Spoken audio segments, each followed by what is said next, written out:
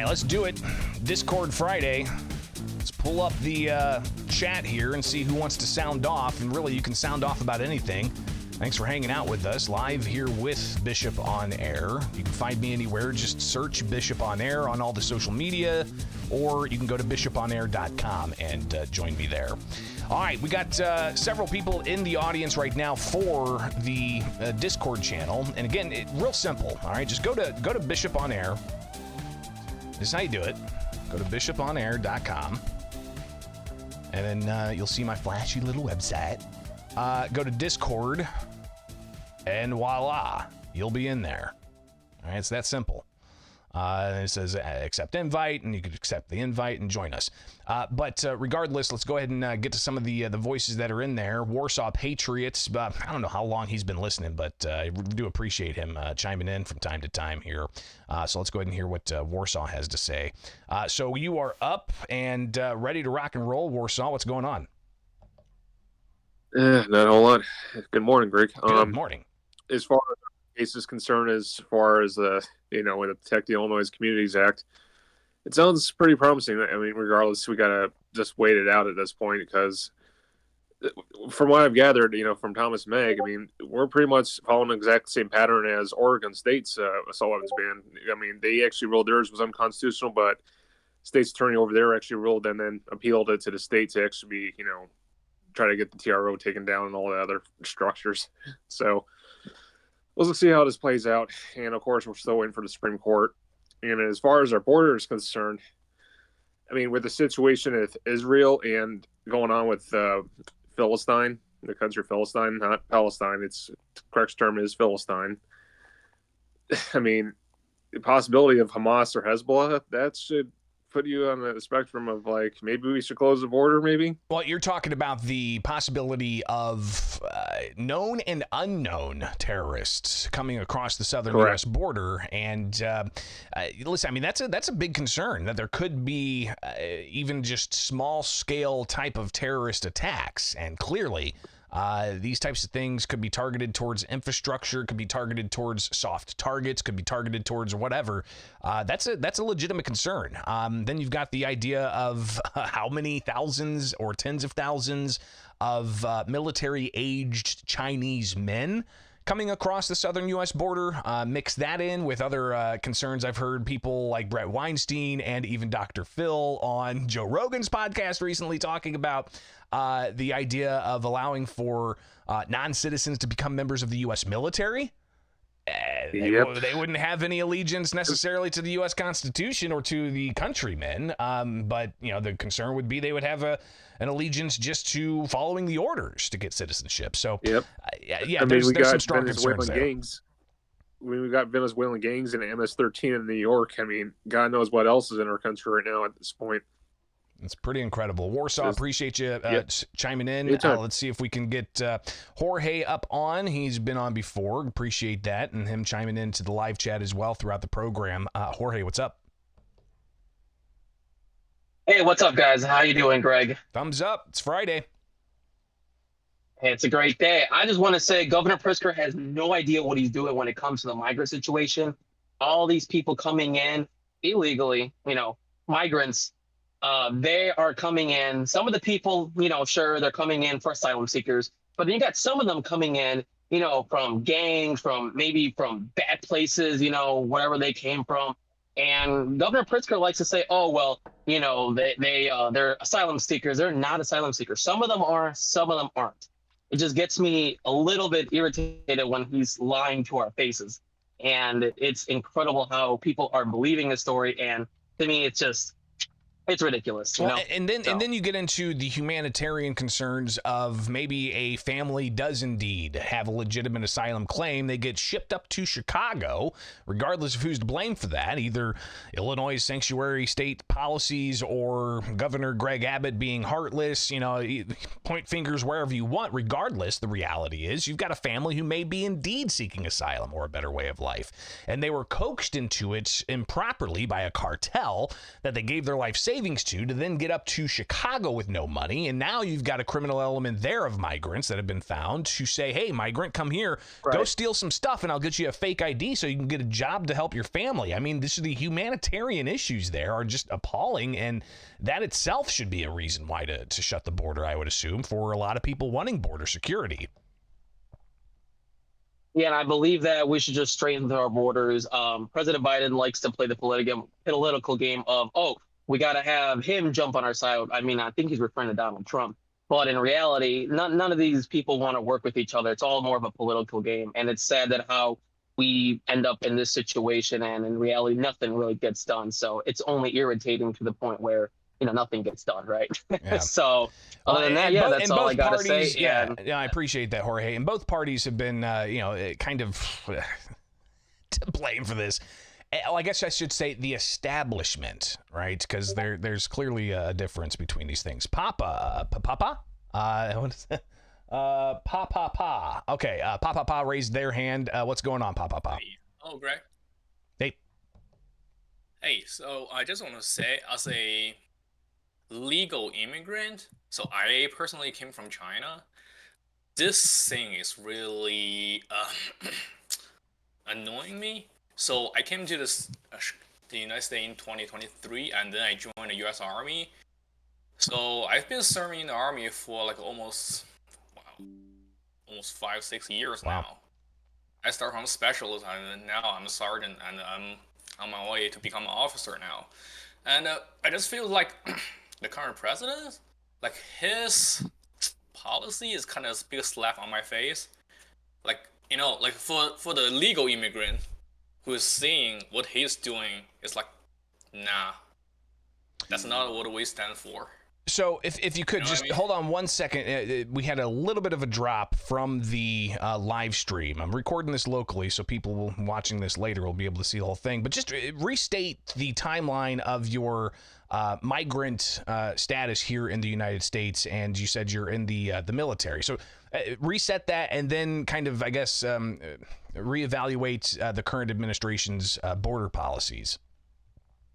Yes. So I came to stay in 2013. Okay. And I came to stay for college. And after I graduated college, I joined the U.S. Army. So you were a Chinese national, though, but then you came to this country okay. So you came to this country and became naturalized, becoming a U.S. naturalized citizen. So at first I had a green. I had a green card. Okay. So I came to this country with legal paperwork before I set a foot, like before I crossed the border. Sure. When I mean border, it means a custom in an airport. Right. Not a gap. You went through a legal port of entry, right? You went through a legal port of entry with proper documentation in 2013. You come into this country, then you become naturalized, and you wanted to serve the people of the United States. And I was vetted. I had everything checked out before I even set a foot on this, country that I believe in. But now with the current administration, I don't know anymore. That's incredible. So yeah, I mean, what you going through that, and I hear this a lot from those who did go through the process of being naturalized. You probably know more about the U.S. Constitution than a lot of people graduating high school that were born in rural Illinois, right? But seeing what's happening here, I mean, when you see the numbers, anywhere from 8 to 13 million people crossing over, claiming asylum in the past 3 years, that's got to be frustrating.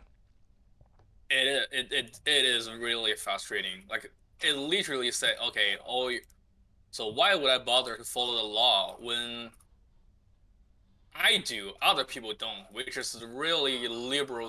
Like, in my opinion, it's really, really like a Democrat type of thing. You follow a law, I do whatever the hell I want. That's incredible. Well, I appreciate you chiming in and sharing your story and your perspective. So yeah, please do, chime in when we open these things up at a different time. So thank you so much. And how should I refer to you? Pa? Yeah, that's fine. Yeah. Okay, right on. I appreciate that. For those who may have been listening to me for a long time, even on terrestrial radio, I'm horrible with pronunciations, and I apologize to anybody whose name I mispronounce. I don't follow sports, so when I had to read the sports news on the air, people would blow me up and be like, "Dude, Bishop, you don't know how to pronounce anything." I can't pronounce sports names. Anyways, all right. The call lines are lighting up here. Call lines. The Discord channel. There's a lot of people in the room, and I appreciate that. Hippie, you had your hand up. You're on mute right now, but go ahead and unmute yourself, and we'll give you a moment here to sound off. And I do see a couple of others that I might try to get to. Chris as well. Some of the voices that we haven't heard before. But Hippie, go right ahead. You're on. You got me, Greg? I got you. Okay. Pigster said that these people are here seeking asylum are here legally. Okay, legal. Okay, well, I'll leave that lay because there's a lot of talk about that. But what I wanted to point out was, in order to be eligible for an asylum in the United States, a person must first meet the definition of a refugee. I think your previous caller made the assertion that he came as a refugee. If I heard him correctly. No, he said he had proper like a green card of sorts to come here, and to get a green card, you got to meet a certain criteria. You've got to go through a proper vetting process. So that's how he came to this country. Now, was his goal to get away from the tyranny of China? Was his goal to find economic freedom and stability in the United States based off of merit? Surely we'll likely hear a lot from him in the future. I hope, because that's a good perspective to hear. I hope so. I hope so, because he mentioned he went through the proper process. And we've got the 1986 Immigration Nationality Acts. That means that they must have fear of persecution due to their race, religion, nationality, political opinion, and their inclusion in a particular social group. So what they're doing is all these people coming across the border here in Groves, according to some sheriffs in Arizona and other people, these people are being given debit cards and are using debit cards to send money back to their countries to have other people come up here. That's not what asylum seeking purpose is. That's You're right. There's a lot of concern that things are being abused. Hippie, I appreciate that. I'm going to try to squeeze in one last call here. Eeny, meeny, miny, mo, catch a tie. Okay, John raised his hand, so I'll go ahead. I was picking between either John or Captain Mike, and John's the one who raised his hand. So, John, go ahead, and you're on. Once we get you pulled up and staged properly, you got to accept that stage. And then make sure you unmute yourself, and we'll get you on. So I'll give you about 10 seconds here to do that. In the meantime, I'll just take the moment to tell you about bishoponair.com, bishoponair.com, and you can check out a variety of things there, how to get a hold of me, my store, if you want to buy a Bishop on Air mug from different types and sizes and whatnot, you can do that. Oh, we just, did we lose John? He lowered his hand, so maybe we try Mike. So Captain Mike raising his hand. All right, so Captain Mike, I'll pull you up here. But do check out the store. And also, if you're interested in the type of music I listen to, I mean, it's very eclectic and somewhat dark. Can't help it. What are you going to do? But you can check out that Spotify playlist. All right, Captain Mike, you're up. Final call this morning. Oh, how the hell does this thing work? You're on. You figured it out.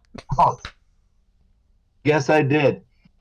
First off, gotta say, great show, Greg. Appreciate that. Let's just close the damn borders and be done with it. I'm tired of the illegals. I live up here near Crook County. You see all the garbage going on with people getting mugged and that. You all know they're coming from Venezuela or wherever, South America. Let's just close the border. But it's not just those countries. It's you got people coming from the Middle East, from Africa, from China, crossing the border, not within the legal ports, but crossing a river, jumping a fence, finding a hole in a fence. I mean, that's how they're getting in. It's definitely frustrating. Captain Mike, appreciate you chiming in. Glad you figured this out. I am going to see if John can get in real quick. Last word to John. Just go ahead and accept that staging request. You're in. Doesn't look like you're muted. John, go right ahead. Can you hear me? I can. Crystal clear. Hey, Greg. Sorry, I fumbled last time. I couldn't get on No when sweat. you called me. But Yeah, one thing is, why can't we put this on the ballot? I mean, we had Pritzker put something about, changing the Constitution for taxes a couple of years ago. We voted no. I mean, why can't we put this whole thing, migrant thing, on the ballot? Do we want to continue being a sanctuary state? And by the way, it was, I think it was Rauner that introduced this, not the Democrats. But can we get rid of this? Rauner had a kind of, how can I put it, a less severe sanctuary status measure that he signed. And then Pritzker came to office and opened the door even further. So you're correct. It was a bipartisan issue in Illinois.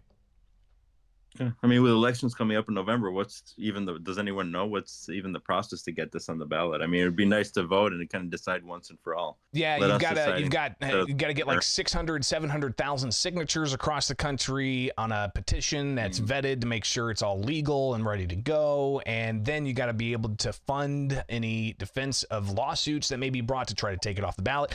If you recall, Chicago was looking to possibly get a measure on the ballot that was a non-binding referendum, just to gauge the public's interest in saying we don't want to be a sanctuary state anymore or a sanctuary city. Well, the Chicago City Council didn't let that on the ballot. So what are you going to do in those instances? John, I appreciate that. Thanks for figuring this out, and hopefully you will chime in more in the future. Guys, I got to get on to work, okay, because I do this on my free time at home, so I do appreciate you guys being here with me each and every weekday morning, but just looking at the time, it's time for me to get out. So have yourself a wonderful rest of the day. We'll be back at it on Monday. Unless anything breaks and is crazy and so on, then we'll obviously be back at it. But appreciate you guys being here. Be sure to go to the website, bishoponair.com, check it out, and join me here with Bishop on Air.